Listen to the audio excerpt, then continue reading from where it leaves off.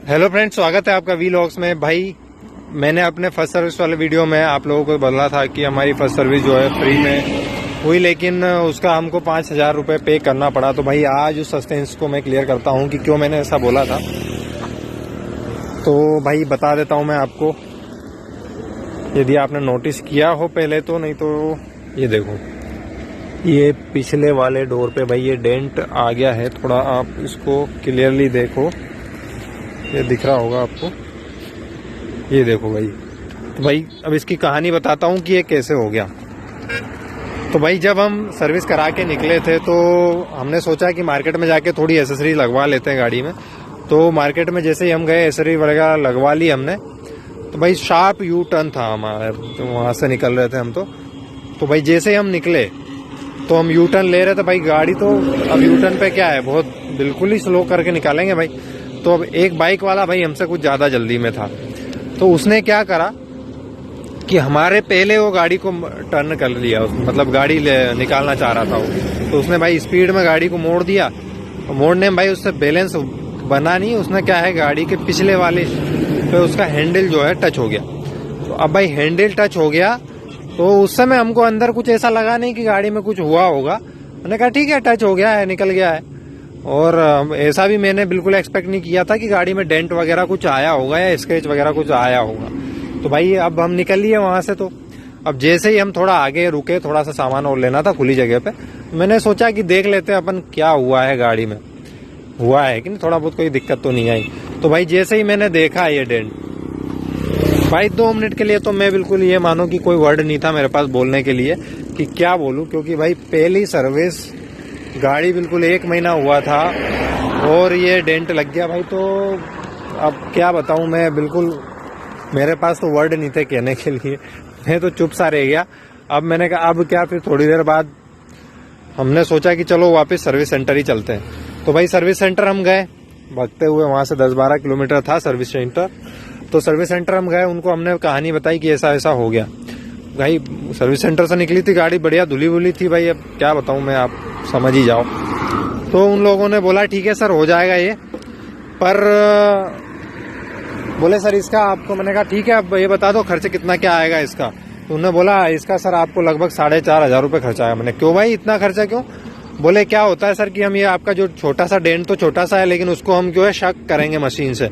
तो वो क्या है कि ये जो चादर को खींचता है तो उसमें इसका पेंट निकल जाता है। तो पेंट निकल जाता है तो फिर हमको करना क्या होता है कि ये पूरा दरवाजा जो है हमको रीपेंट करना पड़ेगा, क्योंकि यदि हम उतना पेंट करेंगे तो उससे क्या होगा कि वो अलग ही दिखेगा। बोले सर तो इसलिए आपको बोले पूरा दरवाजा ही पेंट करवाना पड़ेगा। मैंने कहा यार ये तो बहुत खर्चा हो जाएगा।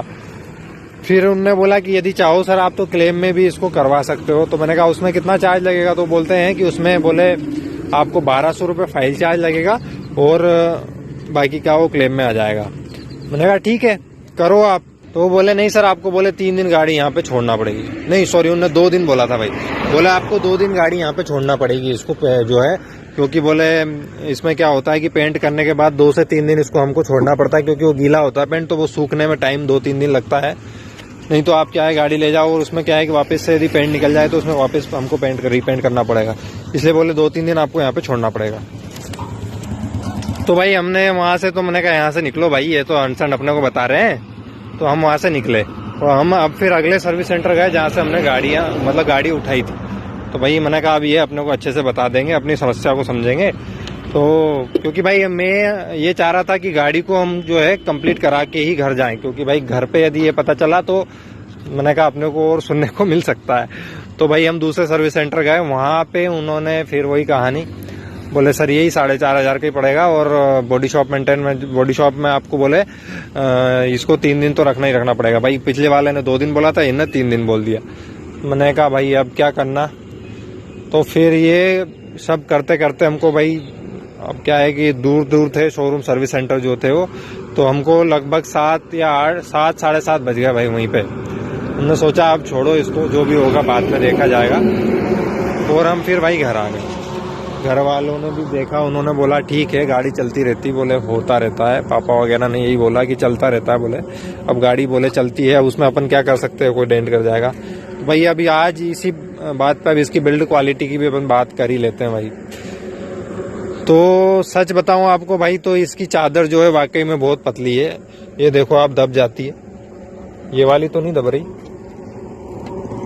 बाकी फिर भी मतलब लगता है भाई कि मतलब जो जिस हिसाब से वो इम्पैक्ट हुआ था वो बाइक वाले का, वो इतना ज्यादा नहीं था इम्पैक्ट कि ये इतना इस पे स्क्रैच आना था। ये दब गई थोड़ी सी, आप देखोगे यहाँ पे ये दब गई है, इतना इम्पैक्ट नहीं होना था भाई। तो वैसे ही इसका जो है ऊपर आउटर लेयर जो है भाई काफी मतलब इसकी बहुत थिन बनाई गई है। हालांकि कंपनी क्लेम करती है कि इसका क्रम्पल जोन जो है वो काफी शॉक को एब्जॉर्ब करने के लिए प्रॉपर है। अंदर केबिन में ये शॉक नहीं जाने देता, भले ये बोला आपका आउटर लेयर एब्जॉर्ब कर लेती है उस शॉक को पूरा, पर अंदर केबिन तक आपकी जो है नहीं जाने देता। और बोले सेफ्टी फीचर पूरे हैं, और कंपनी का कहना यही है कि हेवी मटेरियल यूज करना ही सेफ्टी नहीं कहा जाता। तो भाई ये थिन लेयर है, कहीं ना कहीं ये तो माइनस पॉइंट है। इतना थिन भी नहीं होना चाहिए कि भाई छोटे मोटे डेंट के लिए आपको इतना पे करना पड़ रहा हो। तो भाई बात ही क्या रह गई फिर, लो मेंटेनेंस किस बात का लो मेंटेनेंस हुआ भाई। ये बात करते हैं कि ये गाड़ी आपको फिर लेना चाहिए कि नहीं लेना चाहिए, कि क्या ये इतनी ज्यादा अनसेफ है। तो भाई इसका आंसर तो मैं ये बोलूंगा भाई, ऐसी बात नहीं है कि ये अनसेफ गाड़ी है, सेफ है भाई। पर ये है कि हाँ, थिन लेयर होने के कारण आपको क्या छोटे मोटे इम्पैक्ट में भाई गाड़ी में बड़ा काम मतलब जो है काम कराना पड़ता है। उसके कारण आपको क्या है कि चार्ज भाई हर बार तो क्लेम नहीं ले पाओगे आप, वो ले भी लिया तो फिर भी आपको भाई टाइम भी आपका वेस्ट हो रहा है, और पैसा भी आपका, यदि आप करवाते हो खुद से तो भी पैसा भी आपका जो है जा रहा है भाई। तो इस कारण ये थोड़ा सा आपको माइनस पॉइंट इस गाड़ी का रहेगा भाई। यदि आपकी शॉर्ट ड्राइविंग है, ज्यादा आपको हाईवे ड्राइविंग नहीं करना होती है, सिटी ड्राइव आपकी ज्यादा रहती है, तो भाई आप ये वाली गाड़ी प्रीफर कर सकते हो आराम से। क्योंकि भाई ट्रिपल डिजिट में आप ड्राइव करोगे तो कोई सी भी गाड़ी हो भाई वो सेफ नहीं होती। क्योंकि आप, अब ज्यादा एग्जांपल तो आप लोगों को दूंगा नहीं भाई, क्योंकि आप एक फेमस पॉल वॉकर जो थे जिनका कार एक्सीडेंट में डेथ हुई है, उनका आप एग्जांपल देख सकते हो। उनकी गाड़ी जो है अराउंड 140 km PS थी, तो गाड़ी की क्या हालत हुई भाई, ये पिक डाल रहा हूं मैं, उसमें देख सकते हो।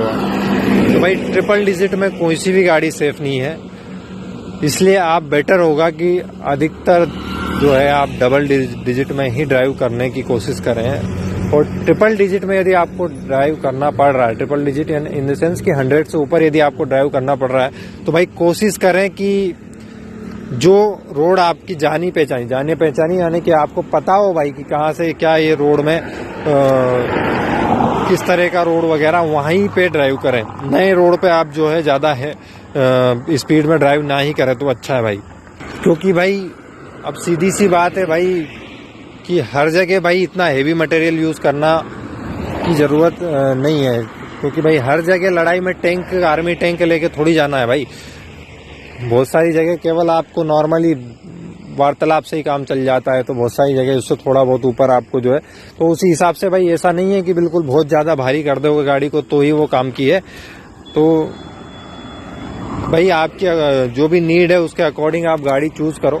तो यही बोलूंगा भाई कि यदि आपके जो है जरूरत के हिसाब से ये गाड़ी यदि फिट बैठती है तो आप ये गाड़ी चूज कर सकते हो। इतनी ज्यादा जो है इतनी थिन इसकी बॉडी नहीं है, या फिर इतनी अनसेफ नहीं है ये गाड़ी कि आप बिल्कुल लेने में इतना ज्यादा सोचो इसको भाई। क्योंकि बहुत फैक्टर मैटर करता है आपकी ड्राइवेबिलिटी पे कि आप किस तरह से गाड़ी को ड्राइव कर रहे हो। जो होता है वो कहीं ना कहीं ड्राइवर की गलती उसमें होती है। अब वो भाई आप मानो या ना मानो, कई बार हम क्या करते थे, ओवर स्पीडिंग कर देते हैं, या फिर कहीं कोई चूक हो जाती है हमसे, या फिर एट प्रेजेंट जब इंसिडेंट हो रहा होता है तो एट दैट टाइम आपका जो प्रेजेंस ऑफ माइंड है भाई वो भी बहुत मैटर करता है। तो इसलिए भाई ठीक है, गाड़ी ऐसा नहीं है बहुत ज्यादा जो है अनसेफ है, आप ले सकते हो। बट हाँ, हाईवे ड्राइविंग यानी कि 100 के ऊपर की स्पीड यदि आप इसमें चलाओगे तो इतना ज्यादा आपको ये कॉन्फिडेंस नहीं आएगा इसमें भाई। क्योंकि आप कितना ही मन को समझा लो, लेकिन भाई जो फैक्ट है वो तो है। तो मिलते हैं भाई अगले वीडियो में, तब तक के लिए bye bye, thank you and have a nice day.